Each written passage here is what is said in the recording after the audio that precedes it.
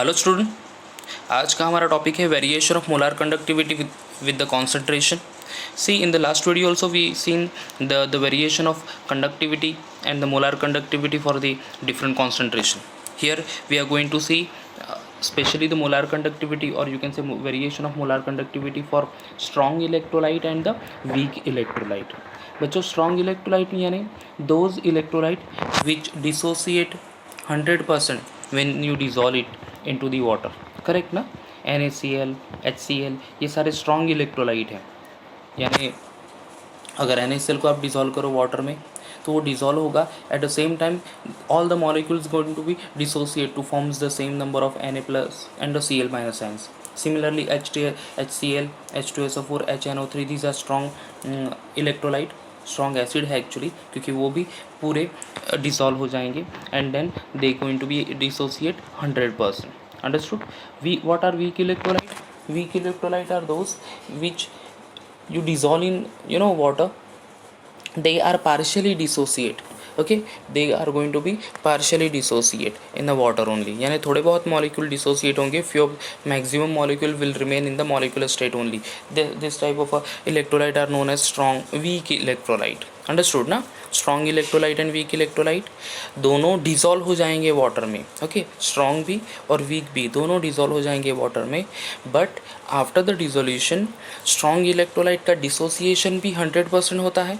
यानी जितने भी मॉलिक्यूल है सारे डिसोसिएट होंगे, ब्रेक डाउन होंगे, और यू कैन से आयोनाइज होंगे to forms the number of cation and A9.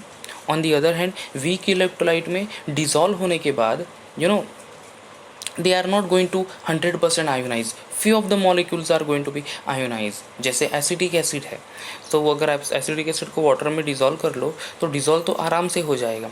But after the डिज़ोल्यूशन जो ब्रेक डाउन होगा एसिटिक एसिड मॉलिक्यूल का, वो समझ लो कि 100 मॉलिक्यूल है तो उसमें से सिर्फ 3 मॉलिक्यूल डिसोसिएट होंगे and 97 molecule will remain as it is, यानी मॉलिक्यूलर फॉर्म में ही होंगे. That sort of a electrolyte is known as weak electrolyte. Understood. तो उसमें ही स्ट्रॉन्ग इलेक्ट्रोलाइट में अदर 2 कैटेगरी है, यानी strong acid strong base. Weak electrolyte में है weak acid and weak base. ठीक है, आगे बढ़ते हैं.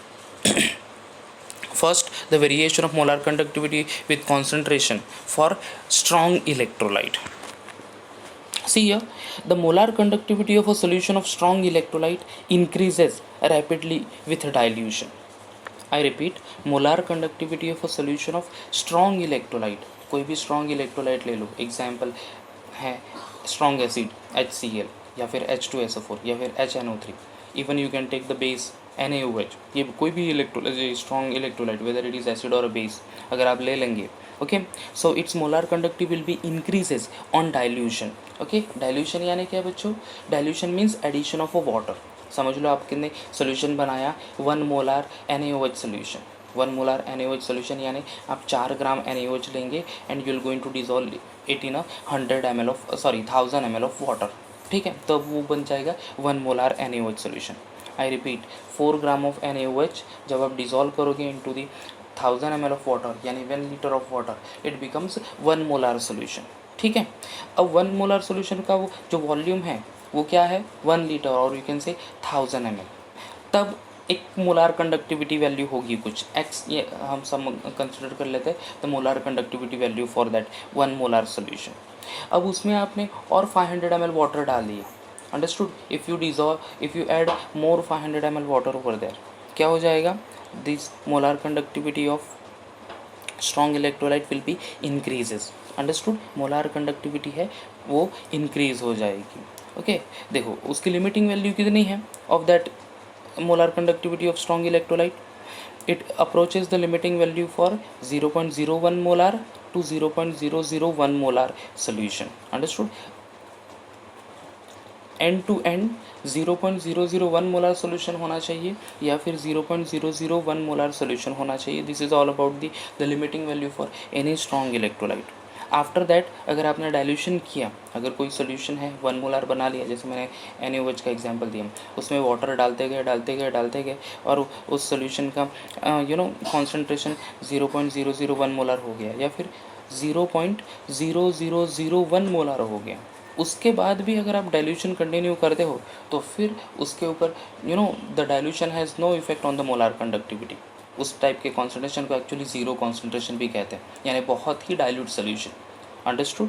ओके, देखते हैं here the maximum limiting value for molar conductivity is the molar conductivity at zero concentration. जो मैंने अभी कहा, molar conductivity at zero concentration. अगर हम कंटिन्यूसली डाइल्यूशन करते ही रहे, यानी कंटिन्यूसली वाटर ऐड करते ही रहे to become to form so weak solution, so that solution is said to be the zero concentration or at infinite dilution. Okay, zero concentration यानी zero concentration or infinite dilution means the solution is so dilute then that further dilution does not increase the molar conductivity. जैसे जैसे आप dilution करते जाओगे but obvious molar conductivity will be increases, but once एक limit होने के बाद, जैसे समझ लो ज़ीरो कॉन्सेंट्रेशन, एक for strong electrolyte here the limit is given 0.001 molar या फिर 0.0001 मोलार है। अंडरस्टूड? सो ये ये लिमिट है। अगर ये लिमिट क्रॉस कर ली और इससे भी डाइल्यूट सोल्यूशन हो गया then there is no chance of increasing molar conductivity. समझ रहे बच्चों? अगेन आई एम रिपीटिंग, समझ लो आपके पास एनीवेज सोल्यूशन है 1 मोलार सोल्यूशन। अंडरस्टूड? आपने उसमें वाटर डाल दिया, कंडक्टिविटी उसकी बढ़ जाएगी, और वाटर डाल लिया, कंडक्टिविटी बढ़ जाएगी। ऐसे ऐसे आप डाइल्यूशन बढ़ाते जाओगे then molar conductivity of that particular solution is increasing. Understood? कब तक इंक्रीज होगी? जब तक उसका कॉन्सेंट्रेशन 0.001 मोलार या फिर 0.0001 मोलार तक हो जाएगा। अब उससे नीचे कॉन्सेंट्रेशन चला गया for example, then there will be no change in the molar conductivity. उसके बाद मोलार कंडक्टिविटी इंक्रीज नहीं होगी। अंडरस्टूड ना? ओके, सो यही इतना याद रखना है। For the strong electrolyte molar conductivity increases with the dilution but the limiting value is 0.001 molar to 0.0001 molar. इससे ज़्यादा डाइल्यूशन हुआ so there is no change in the molar conductivity, means molar conductivity will not increase. Okay, the experiment shows that molar conductivity of strong electrolyte varies linearly with the square root of concentration.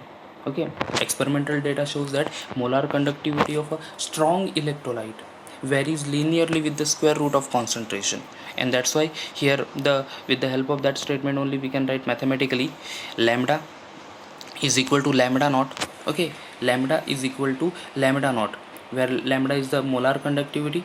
What is lambda naught? Lambda naught is molar conductivity at zero concentration.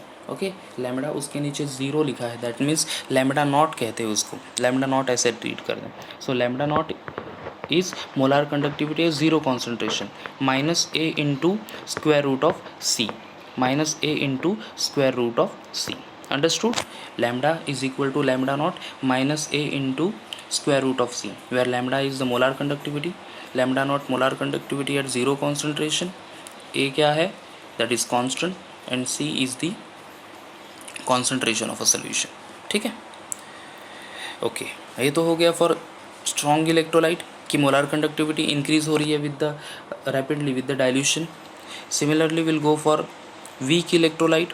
अब weak electrolyte का अगर dilution हम लोग करें, weak electrolyte यानी a solution is prepared by adding weak acid, by dissolving weak acid और weak base. Weak acid है HNO3, sorry acidic acid या फिर HCOH, वीक बेस NH4OH। ये ऐसे सोल्यूशन अगर हम बनाएं तो see here weak electrolyte, the molar conductivity of weak electrolyte increases rapidly on dilution, यानी like that of strong electrolyte molar conductivity of weak electrolyte is also going to be increased on dilution। अगर weak electrolyte है, acidic acid है, vinegar जो कि हम लोग use करते हैं चाइनीज़ मटेरियल खाने के लिए वगैरह यूज़ करेंगे हम लोग, एज अ प्रिजर्वेटिव उसको यूज़ करते हैं हम लोग, करेक्ट? पिकल में वगैरह वही एसिडिक एसिड रहता है।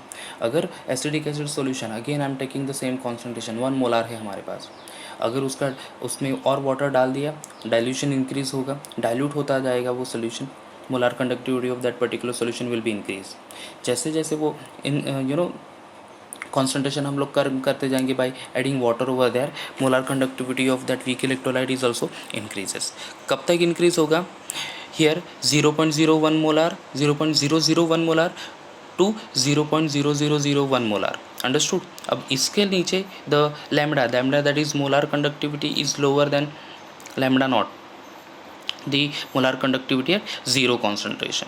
अंडरस्टूड। इसके नीचे फिर वो क्या होगा, इसके नीचे फिर वहाँ पे molar conductivity will not be increase. And one more thing we need to remember that molar conductivity is generally lower than the molar conductivity at zero concentration. Okay, molar conductivity, that is lambda, is always have the lesser value than the lambda naught value. Understood? यानी दोनों का effect same ही है बच्चों। Strong electrolyte में भी dilution करने से molar conductivity increase हो रही थी।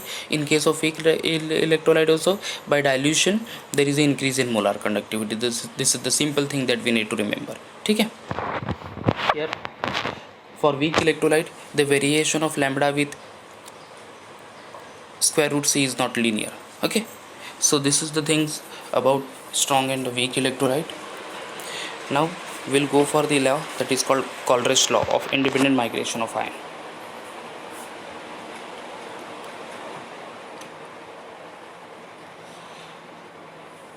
Colruyt's law of independent migration of ions. See here the statement for this law.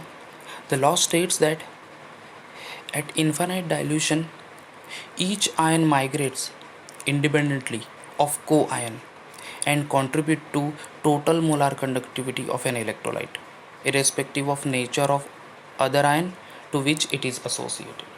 I repeat the statement. Colruyt's law. The law states that at infinite dilution, मतलब अगर आप continuously dilution करते रहे, एक particular solution है जिसका कोई concentration हमने बनाया. Again I'll take the example of NaOH only, where the concentration of NaOH is 1 molar.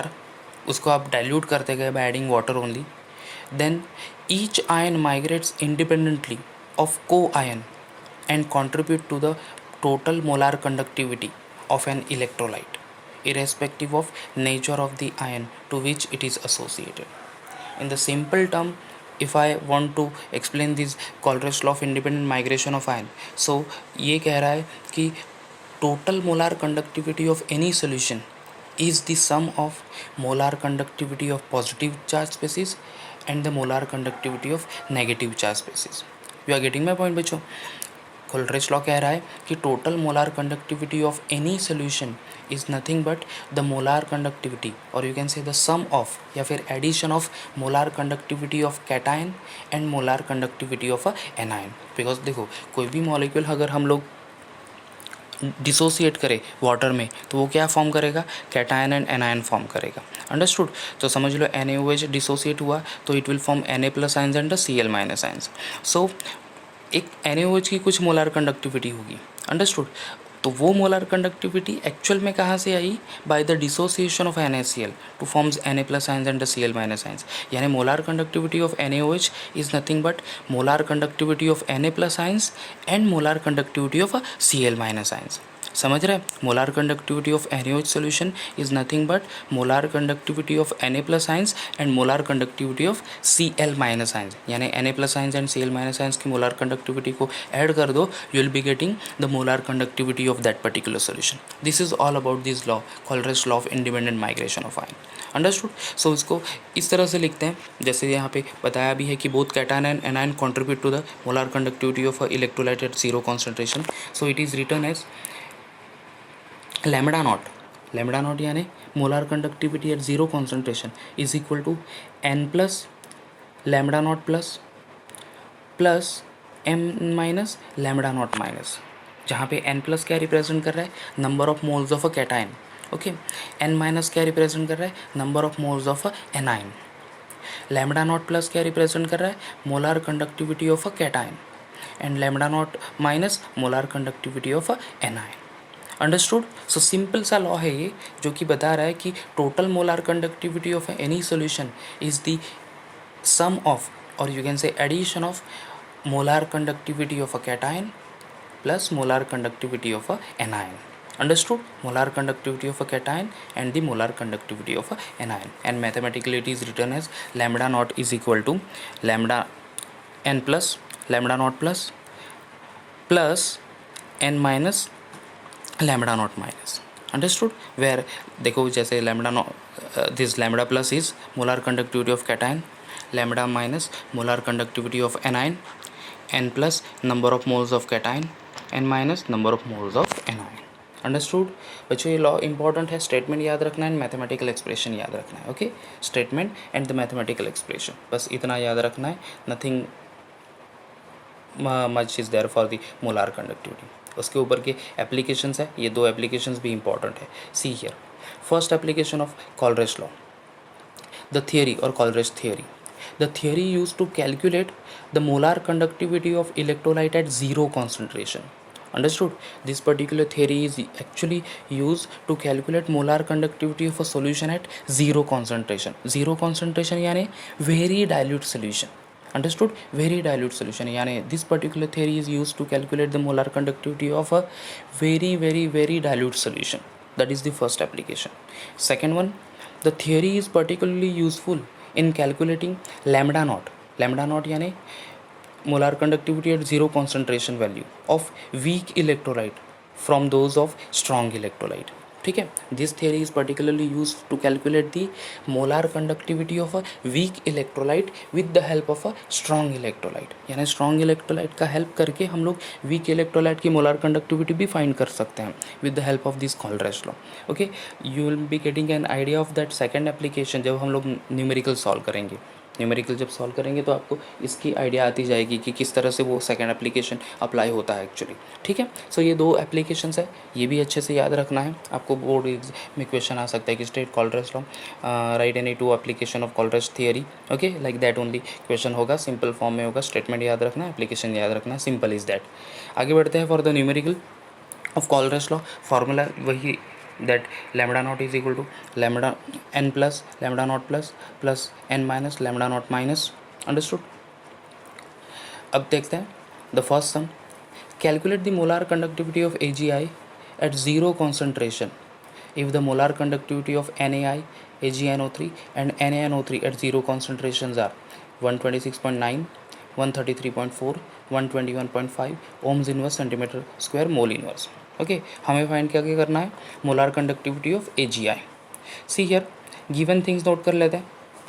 Lambda nought of NaI यानी molar conductivity of NaI 126.9 ohms inverse centimetre square mole inverse. Lambda nought of AgNO3 that is molar conductivity of AgNO3 133.4 ohms inverse centimetre square mole inverse.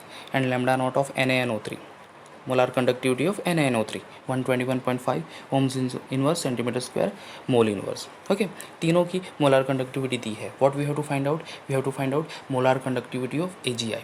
अब बच्चों देखो, AgI find करना है तो यहाँ पे actually reaction हुआ होगा between NaI, AgNO3 and NaNO3।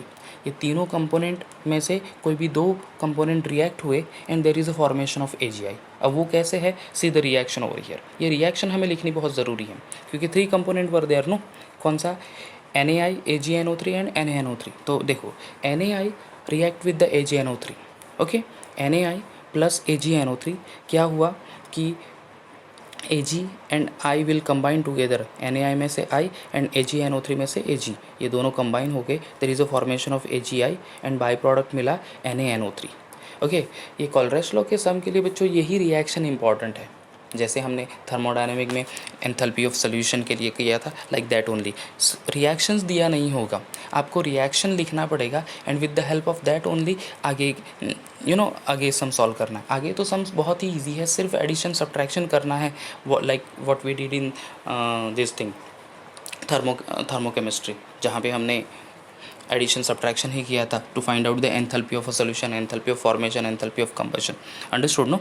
तो सिर्फ रिएक्शन बहुत इंपॉर्टेंट है, हमें वो रिएक्शन प्रेडिक्ट करना पड़ेगा कि किसी एक कंपोनेंट का, जैसे यहाँ पे AgI का AgI के लिए कहा है कि find out the molar conductivity of AgI, तो AgI किस तरह से फॉर्म होगा। सो बट ऑब्वियस ऐसा एलिमेंट लेना है ऑन द रिएक्टेंट साइड या फिर कंपाउंड लेना है ऑन द रिएक्टेंट साइड जहाँ पे I है स्पेशली फॉर AgI, तो यहाँ पे मिला मुझे NaI और Ag चाहिए तो AgNO3, तो but obvious NaI and AgNO3 will react together, NaI and AgNO3 will react together, formation of AgI plus NaNO3। ठीक है, अब तो आगे बहुत ही सिंपल है, हमें फाइंड क्या करना है, मोलार कंडक्टिविटी ऑफ AgI।